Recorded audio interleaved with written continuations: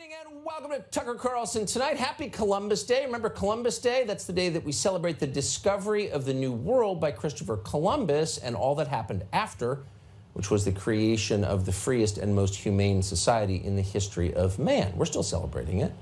But we're also assessing what happened to that society because it is changing. So we want to tell you the story of a man called Paul Vaughn leading off tonight. Paul Vaughn does not fit the profile of a terrorist. You'd never guess. He's 55 years old. He's a former pastor who now runs a small internet service business in Middle Tennessee. He and his wife are gentle people. They're faithful Christians. They spend most of their time raising their 11 children. So last Wednesday morning at about 7:15, bucolic scene at the Vaughn household. Several of Paul Vaughn's children are standing in the front yard about to head to school. Suddenly, out of nowhere, their world falls down around them. A team of FBI agents armed with automatic rifles swoops in SUVs and begins pounding on the front door of the family home. Inside the house, Paul Vaughn is watching this and he's shocked. As he said later, when I opened the door and saw the guns pointed at me, I asked them what they wanted. They said they wanted me, and they did. The agents led Paul Vaughn away. Inside the house, his wife, who'd been at the back with their newest child, an 18-month-old baby, ran to the front door. Confused and terrified, she asked what anyone would ask, who are you and why are you taking my husband away? We don't need to guess about the exchange because it's on tape. Here's what it looked like. But if you're not going to let me, then I'll just... No, I want to know why you were banging on my door with a gun.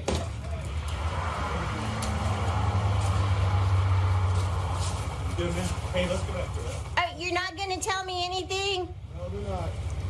I tried. No, you didn't. Yes, I did. You did not try.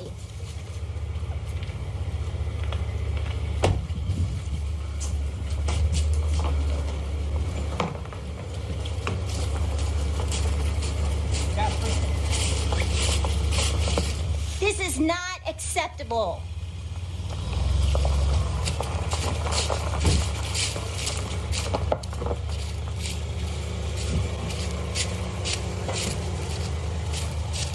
Can I have your name?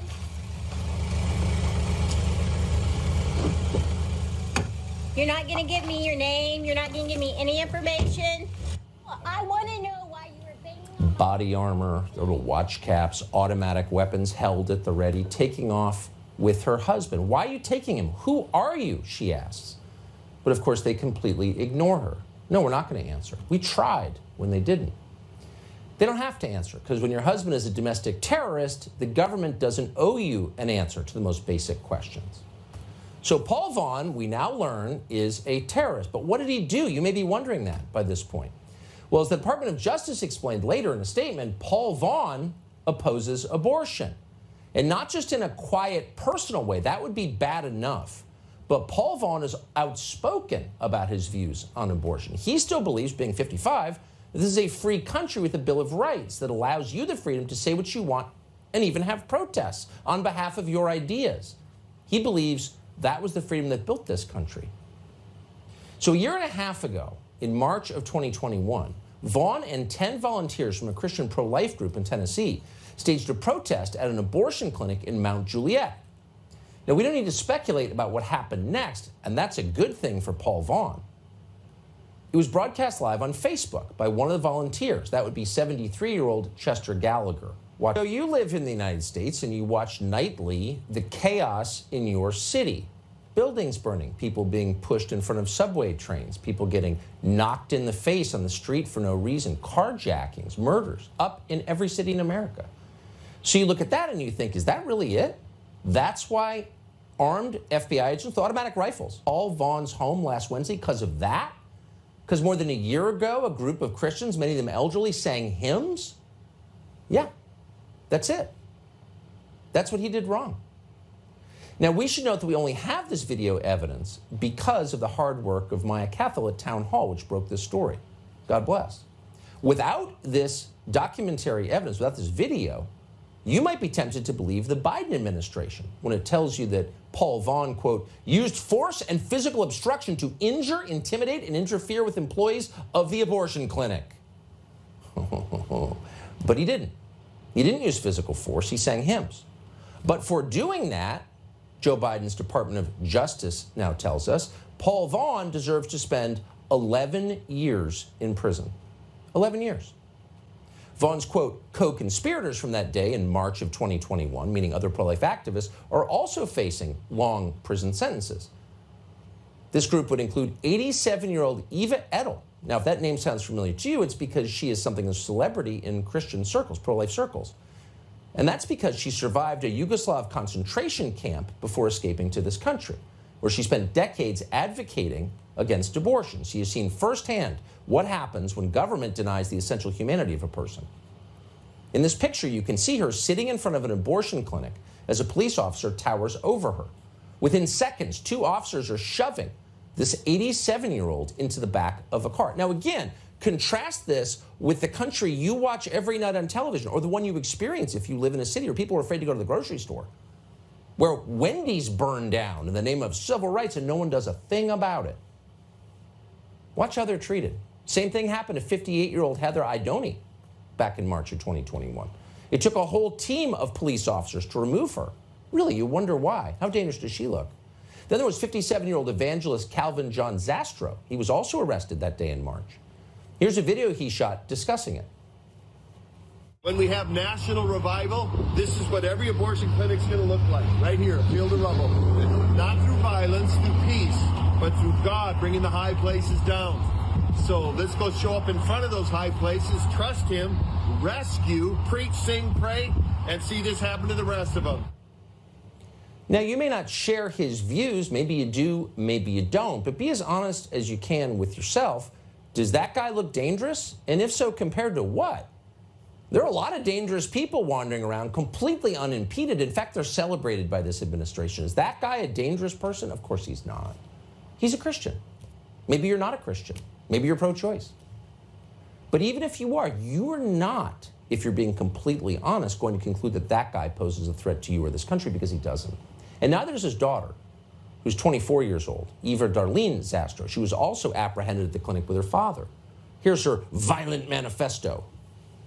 I'd seen the pictures before, and I'd heard that it was murder before, but the connection went from knowing it here to knowing it in my heart. I just praise God that He gave me the opportunity to rescue, and Lord willing, abortion will end.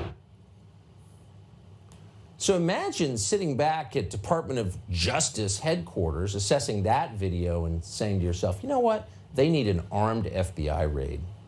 Get out the body armor. That's a terror manifesto. Apparently they did conclude that, because now Joe Biden's Justice Department, the FBI, to its eternal shame, is rounding up everyone associated with Paul Vaughn's entirely nonviolent Christian organizations. Take a look at the mugshots from the FBI's investigation into this event in March of 2021. It's on your screen right now. They're telling you, the FBI is telling you, bragging about it, that these people are dangerous. And of course, you know what they know, which is in America 2022, whether you're dangerous or not depends almost entirely on who you voted for. There are people in this country who molest children. True fact. You are hearing now that they are minor attracted persons. You have people on television trying to minimize the gravity of child molestation. Why is that? Well, because they're probably Biden voters. That's the assumption anyway. Meanwhile, those people in the mugshots on the screen, those are the terrorists. Keep in mind that Biden voters who've actually killed people are facing less jail time than these Christian protesters. Illinois BLM rioter Matthew Rupert received fewer than 11 years for setting fire to a cell phone store in Minneapolis. Oh, really? 26-year-old Montez Terrell Lee received fewer than 11 years of prison for setting fire to the Maxit pawn shop in Minneapolis, a fire that wound up killing a 30-year-old man. He got less time than Paul Vaughn is facing. 20-year-old Samuel Elliott Fry was sentenced to just over 2 years in federal prison for setting fire to a health food store. But it was for a good cause. It was for Joe Biden, so not a big deal. All of those crimes and countless others that are happening around the country at a scale we have not seen in our lifetimes, all of those crimes are being treated as less serious offenses than a man who sang hymns in an abortion clinic. So what's going on here? Well, a day before the FBI's raid on Paul Vaughn, Joe Biden and Kamala Harris announced their new policy, which is pro-lifers, because they disagree with Joe Biden and upset the base, are now terrorists. Watch. We believe, and I certainly believe, that a woman should have the freedom to make decisions about her own body, and that her government should not be making those decisions for her. Today, extremist so-called leaders are attacking the freedom and liberty of millions of women. We're not going to sit by and let Republicans throughout the country enact extreme policies to threaten access to basic health care. My message to folks across the country who are worried about what we're seeing is first, that we have your back. So you think to yourself as you watch something like that, well, of course, there's an election coming up in just a few weeks, and a lot of the Democratic base believes that abortion is the key to freedom and happiness, and they're very upset about the Roe v. Wade decision. Roe v. Wade is no longer the law of the land. And so Biden and Harris and the rest of the leaders of that party are pandering to them. It's okay, we're on your side. What you don't think is you watch something like that its effect will mean sending guys with automatic weapons to Paul Vaughn's house and scaring the hell out of his 11 children. You never would imagine that in real life, people who sang hymns at an abortion clinic would be facing 11 years in prison. So you have to ask, since the parallels are very clear, this is effectively the modern version of Bull Connor's fire hoses and German shepherds, has a single Democrat pointed out that this is insane? That an 11-year sentence for hymn singing might be a little punitive? Has Sandy Cortez said anything? I mean, wait a second, we're pro-choice and everything, but 11 years? For a 55-year-old father of 11? Has Rashida Tlaib? What about George Gascon or Larry Krasner? The guys who think, whoa, we put way too many people in prison, we got to pull back a little bit. We got to rehabilitate them. What about the compassion mongers at CNN or MSNBC? Have they said a word about this? As their country becomes totalitarian, have they even noticed? We checked. No. The only clip we could find was Nancy Pelosi, where she endorses violence against her political enemies. Here she is. There has been a number of attacks on crisis pregnancy centers.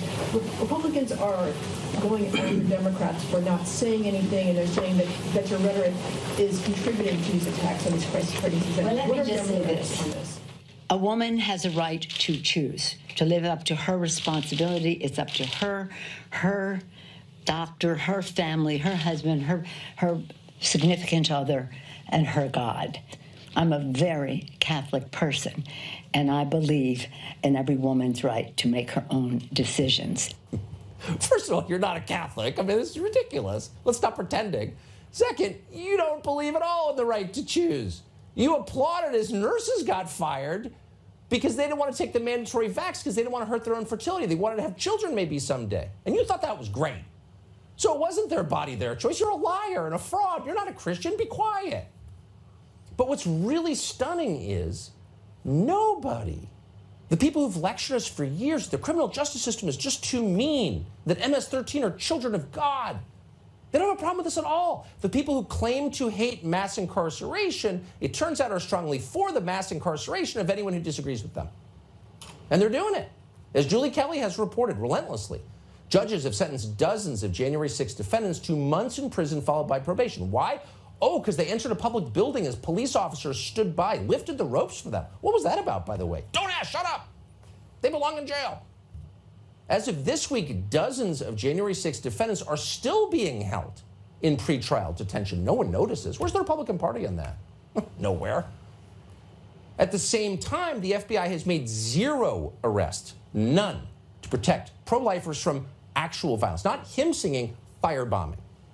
The Compass Care Pregnancy Services Center in Buffalo was firebombed in June. No arrests have been made. In fact, the FBI seized surveillance footage from the facility and never gave it back. This building was up in flames this morning when police and firefighters arrived, and this is the aftermath. Broken windows, shattered glass, and graffiti, which the CEO says gives him an indication as to who he thinks is behind this.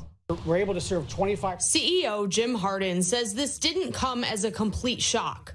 Recently, Compass Care has been receiving threats online and in person. The graffiti on the side of the building says Jane was here, and Hardin says he thinks the abortion rights group Jane's Revenge is behind the attack. It's a reference to Jane's Collective, which provided underground abortions in Chicago in the 1960s. The group took responsibility for firebombing a pro-life facility in Madison, Wisconsin last month. Hardin says it'll take months to repair the $100,000 worth of damage to the facility. See how this works? So a group aligned with Joe Biden firebombs a building, firebombs, and the FBI does nothing. Instead, they send agents with automatic rifles to the home of a 55-year-old man with 11 children because he sung hymns in an abortion clinic. This is too much, actually. There's always going to be disparities in justice. There's always going to be disparities in law enforcement. You have to believe they're unintentional. This is not unintentional. This is intentional. It's right in our face, and it's completely unacceptable. Chris Wray, who runs the FBI, purportedly a good guy, a decent man who cares about justice, what does he think of this? Is this all right? Sending FBI agents with automatic weapons to arrest a hymn singer? So we called Chris Wray's office today and asked a simple question. Are you okay with this? Do you know this is happening? You run the FBI. No response. Just like Paul Vaughn's wife, to shut the door. We don't have to answer your questions. These are political raids, and they're exactly what the most recent FBI whistleblower, Steve Friend, warned about last month. The FBI didn't respond to those warnings from one of its own agents. It just suspended Steve Friend. So the raids are continuing. People need to see this. This is going too far, and it's getting scary.